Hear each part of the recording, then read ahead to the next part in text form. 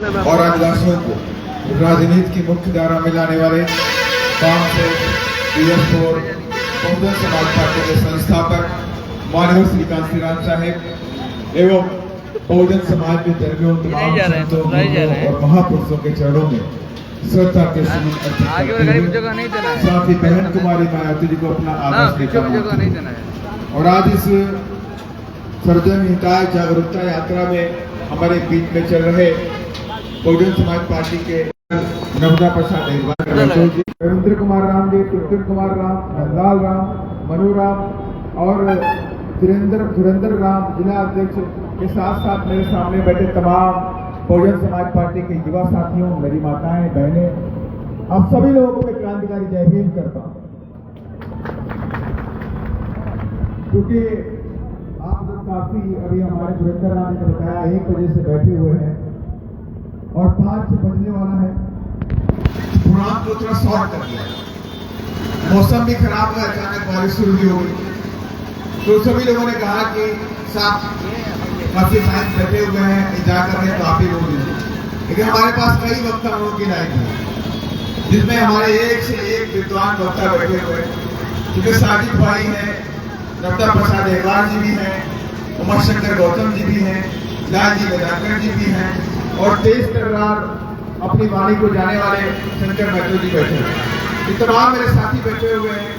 संभव नहीं है कि सभी लोगों से बात की जाए कि आप 1 बजे से बैठे हुए, हम लोगों को आने में टाइम लग गया और मौसम भी खराब है, तो सभी लोगों ने कहा कि साहब आप बोल दीजिए, हमारे लोग जाना चाहते हैं, टाइम हो रहा है। मेरा आने के बीच में आगे मकसद है, मैं अगर आपके बीच में आज आया हूँ तो माननीय बहन जी के निर्देशन में बिहार के अंदर सर्वजन हिताय जागरूकता यात्रा चल रही है और उस जागरूकता यात्रा में हम सब समाज के साथ अपने बहुजन समाज के लोगों को भी जागरूक करने का काम करते हैं।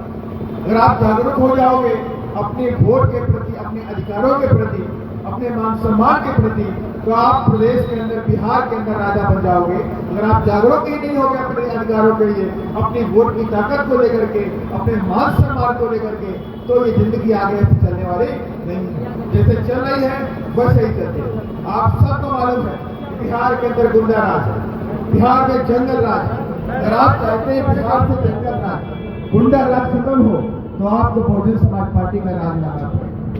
बहुजन समाज पार्टी का राज लाना पड़ेगा। बहुजन समाज पार्टी कहती है, जनता की चोट पे कहती है, अगर हम सत्ता में आएंगे तो कानून के द्वारा कानून का राज स्थापित करने का काम बिहार में करेगा।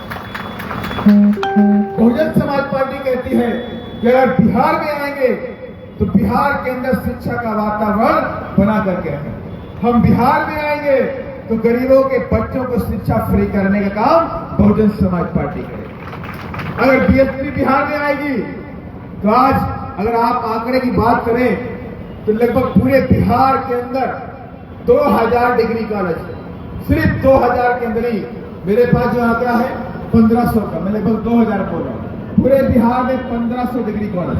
और वहीं उत्तर प्रदेश में बात कर लो, 13-14 करोड़ की पॉपुलेशन है बिहार की और 19 करोड़ की पॉपुलेशन उत्तर प्रदेश की। अगर बिहार में उसको मैं कंपेरिजन कर लूं तो यहाँ पे 1500 स्कूल डिग्री कॉलेज है और वहीं उत्तर प्रदेश में 9000 डिग्री कॉलेज। अब आप समझ लीजिए, 14 करोड़ में 1500 डिग्री कॉलेज और 19 करोड़ में 9000 डिग्री कॉलेज। या आप अंतर समझिए, 14 करोड़ की पॉपुलेशन में बिहार में 41,000 प्राइमरी स्कूल एक्टिव है और उत्तर प्रदेश में 1,70,000 प्राइमरी स्कूल गांव-गांव में एक्टिव। और ये देन किसकी है?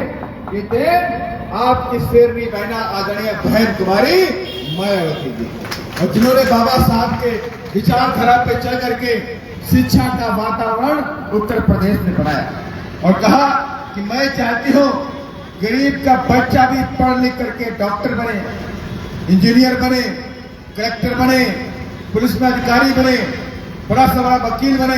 ये BS3 की सोच।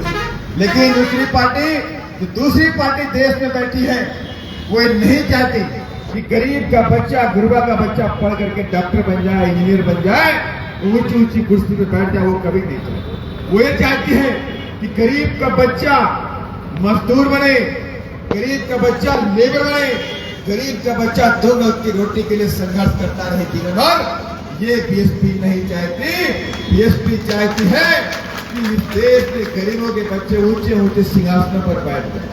यही बाबा साहब का सपना था। उसी सपने को बहुजन समाज पार्टी पूरा करने के लिए आप सबके बीच में आई है। जागरूकता रैली का यही मकसद है। अगर आप सभी लोग पूरी ताकत के साथ में बहुजन समाज पार्टी को लाते हैं तो जो हिंदू मुस्लिम के जो दंगे होते हैं बिहार में, हिंदू मुस्लिम को लेकर टेंशन रहती है, इसे पूरी तरह से खत्म करके रख देंगे। मैं खत्म करके रख देंगे। बिहार में जो गुंडे राज है, गुंडे मवाली है, उनकी जगह जो है, उनकी जगह बीच में नहीं है आपके, उनकी जगह कहाँ है? जेल की सलाखों के पीछे। उनको वहां डालने का काम करेंगे। इसीलिए मैं आप सबसे कहना चाहता हूं, बिहार में जिस तरह की बातें की जाती हैं, बिहार के मुख्यमंत्री नीतीश कुमार ने आपके सामने जाति जनगणना करवाई और जाति जनगणना में कहा 19 से 20% की आबादी बिहार में दलित समाज की, और ये कहा 37.5% की आबादी जो है वो अति पिछड़े समाज की भी कहीं की नहीं कहीं 37.5% की आबादी अति पिछड़े समाज की बोली। लेकिन आज भी देखिए कब हुई जनगणना किए हुए लगभग 2 साल हो गए, लेकिन अभी नीतीश बाबू ने पंचायत के चुनाव में भी अति पिछड़े समाज को सिर्फ 16% रिजर्वेशन देते हैं, 37% रिजर्वेशन नहीं देते। जबकि हम कहते हैं जिसकी जितनी संख्या बढ़ी उसकी उतनी भागीदारी। अगर उनकी संख्या हो गई है तो उनको उस संख्या के आधार पर भागीदारी देनी पड़ेगी।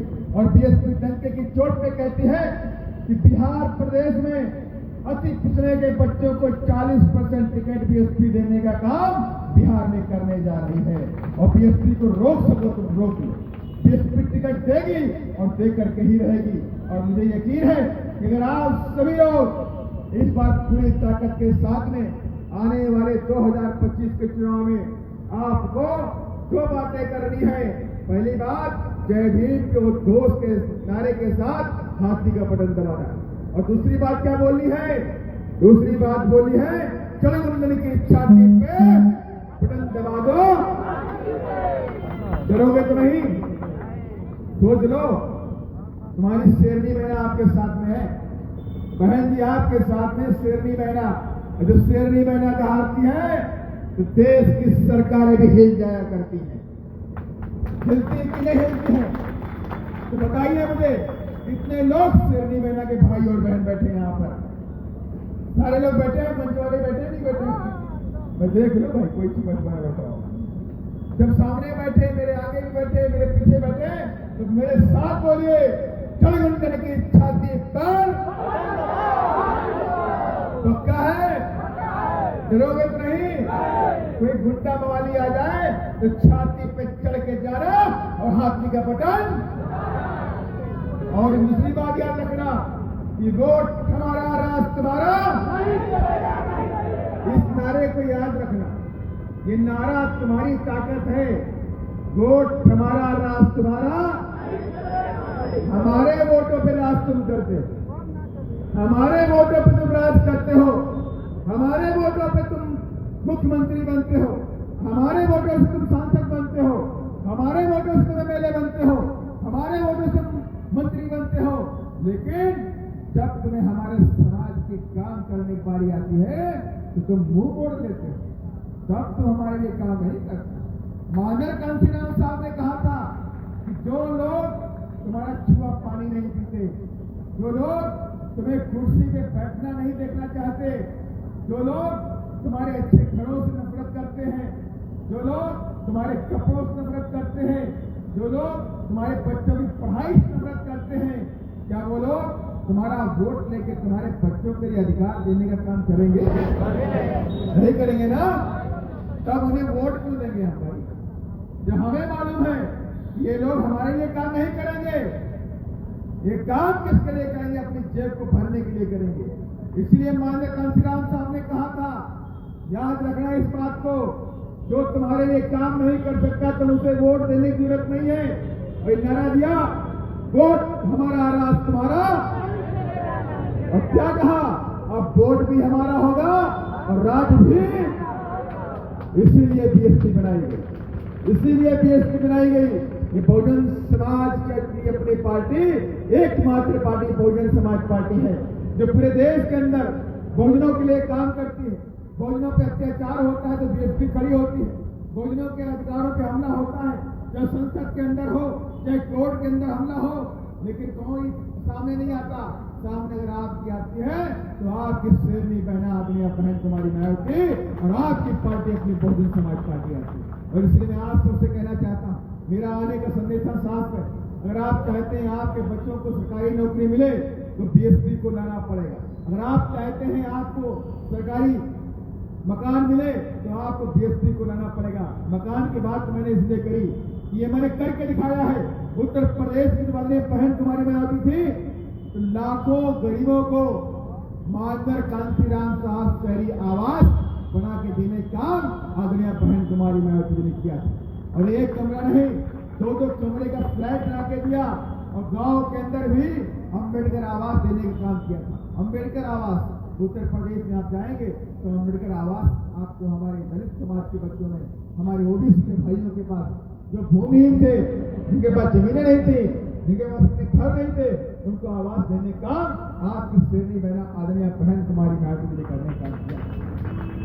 उत्तर प्रदेश देश का पहला राज्य बना जहां पे SC ST OBC के लोगों को सरकारी ठेकों में रिजर्वेशन दिया गया। बिहार में नहीं मिलता है। क्या बोलते हैं, यहाँ ओबीसी की आबादी लगभग 60% के ऊपर, बोलते कि नहीं बोलते हैं, लेकिन आज भी ओबीसी के भाइयों को रिजर्वेशन सरकारी ठेकों में नहीं मिलता। आज भी बिहार के अंदर SC ST भाइयों को सरकारी ठेकों में रिजर्वेशन नहीं मिलता है। और तो और पढ़ाई के लिए आपके बच्चों को वजीफा भी नहीं मिलता। आपके बच्चों को वजीफा छीन लिया गया। उन्हें क्या दिया गया, सरकार बोलती है क्रेडिट कार्ड ले लो, इस क्रेडिट कार्ड से आप लोन लो और अपनी पढ़ाई पूरी करो। अरे बाबा साहब का संविधान कहता है शिक्षा फ्री होनी चाहिए और इस देश में शिक्षा फ्री होगी जब बीएसपी का राज आएगा। जब बीएसपी का राज आएगा तो बिहार में शिक्षा फ्री करेंगे हम ऐसे नहीं बोले, डंके की चोट पे बोल रहे हैं। और जो आज हमारे गरीबों के मकान तोड़ने आते हैं, क्या बोलते हैं कि सरकारी जमीनों पे तुमने मकान बना रखे, सरकारी जमीन पे तुमने झोपड़ी बना रखी है। बड़े बड़े बुलडोजर लेके आते हैं, हमारे गरीबों के मकानों को तोड़ के तहस कर देते हैं। मैं उनसे कहना चाहता हूं, सतर्क रहो, सावधान रहो। 2025 में मेरा हाथी तुम्हारे बुलडोजर को धस करके रख देगा। ये ताकत तुम्हारी कमजोर नहीं है। अपने आप को कमजोर समझोगे तो कमजोर माने जाओगे। याद रखना, बलि शेर की नहीं होती है, बलि बकरे की होती है कि बकरा कमजोर होता है। इसलिए कमजोर बनने की बात नहीं है, ताकतवर बनने की बात है। और जय भीम के नारा कोई कमजोर नहीं है। जब आप जय भीम बोलते हैं तो पूरी एनर्जी के साथ, पूरी ताकत के साथ में बोलना चाहिए। जय भीम के माने होती है ताकत, जय भीम के माने होती है पावर। अपने हक को लड़ने के लिए ताकत चाहिए, वो जय भीम से मिलती है। इसलिए कभी भी अपने आप को कमजोर मत समझना। और बाबा साहब का संविधान है जो हमें आज न्याय देता है। और बाबा साहब का संविधान नहीं होता, ये कुर्सी नहीं होती, ये कपड़ा नहीं होता, ये राम जी गौतम जो आपका भाई है वो सांसद बन करके आपके बीच में नहीं खड़ा होता, नहीं होता वो। अगर आज जो कुछ भी मिला है तो बाबा साहब के संविधान की बदौलत मिला है। और उसी संविधान के बाद भारतीय जनता पार्टी और तमाम पार्टी के लोग उसे कमजोर करने में लगे हुए हैं। और आज तो नया सिरुपट लाया जा रहा है। कौन से बाबा, अंधे मंदे बाबा क्या क्या बक रहे हैं बाबा साहब के बारे में, आप सबको मालूम। एक नया तरीका बनाया जा रहा है। क्या बोलते हैं कि बाबा साहब ने संविधान लिखा ही नहीं। अरे बाबा साहब ने संविधान ने लिखा तो किसने लिखा, ये भी तो बता दो। अगर तो सोचो उस वक्त कितना छुआछूत का जातिवाद था, उस वक्त बाबा साहब को संविधान लिखने का मौका इनको देना पड़ा, क्योंकि इनके पास कोई काबिल व्यक्ति ही नहीं था बाबा साहब के बराबर। बाबा साहब के बराबर कोई काबिल व्यक्ति नहीं था। अगर इनके पास कोई काबिल व्यक्ति होता तो बाबा साहब को ये कभी भी संविधान सभा का अध्यक्ष नहीं बनाते। इसलिए मैं आप सबसे कहना चाहता हूं कि आप कमजोर नहीं हैं, उस वक्त भी कमजोर नहीं थे और राज भी कमजोर नहीं है जब आज हमारे ऊपर शेरनी बहना का आशीर्वाद है, शेरनी बहना का हाथ हम पर है। इसलिए आप इस बार कोई गलती नहीं करेंगे। अगर आप चाहते हैं कि बिहार से जंगल राज खत्म हो, गुंडा राज खत्म हो, तो आपको बीएसपी को लाना पड़ेगा। आप चाहते हैं शिक्षा फ्री हो तो बीएसपी को लाना पड़ेगा। आप चाहते हैं रोजगार का अवसर बने, रोजगार मिले, नौकरी मिले, तो बीएसपी को लाना पड़ेगा। अगर आप चाहते हैं कि आपका बेटा, आपका पति, आपका भाई प्रदेश में जाके नौकरी न करे, दो वक्त की रोटी के लिए संघर्ष न करे, तो आपको इस बार बीएसपी को लाना पड़ेगा। कि किसी के चक्कर में नहीं पड़ना है कि राशन फ्री मिल रहा है तो बोलो राशन दे रहा है। ये राशन की बात करेंगे, बिजली की फ्री की बात भी करेंगे, सारी बातें कर लेंगे।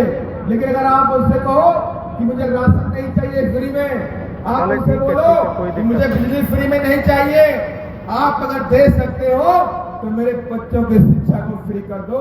अगर आप मुझे दे सकते हो तो मेरे बच्चों को नौकरी दे दो।